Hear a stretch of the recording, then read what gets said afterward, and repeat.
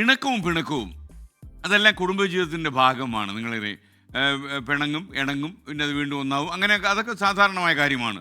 പങ്കാളിയുടെ സ്വഭാവമായി പൊരുത്തപ്പെടാനാകാതെ പലപ്പോഴും വലിയ വഴക്കുകൾക്കൊക്കെ കാരണമായി വരും.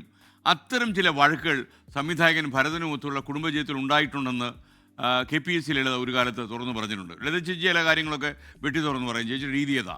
ഭരതൻ്റെ മദ്യപാനത്തെ ചൊല്ലിയായിരുന്നു പലപ്പോഴും ഈ വീട്ടിൽ വഴക്കുണ്ടാകുക.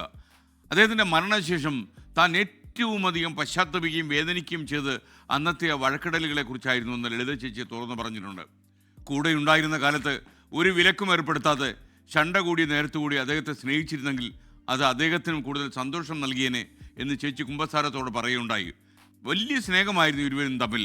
പിണങ്ങിയിരിക്കുന്നതിന് പോലും ചേച്ചിക്ക് ഭരതന് കുറച്ച് സമയം അനുവദിച്ചിരുന്നു.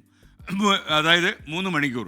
ആ 3 മണിക്കൂർ കരയുകയോ പിഴിയുകയോ നെഞ്ചത്തടിക്കുകയോ വഴക്ക് പറയുകയോ ഇറങ്ങിപ്പോവുകയോ ഒക്കെ ചെയ്യാം. 3 മണിക്കൂർ കഴിഞ്ഞാൽ പിന്നെ തിരിച്ചു വന്നേക്കണം പഴയതിലേക്ക്.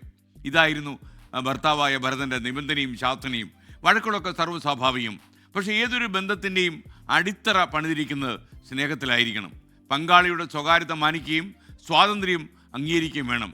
തെറ്റുകൾ കണ്ടാൽ ബഹളം വയ്ക്കാതെ സ്നേഹത്തോടെ തിരുത്താൻ ശ്രമിക്കണം.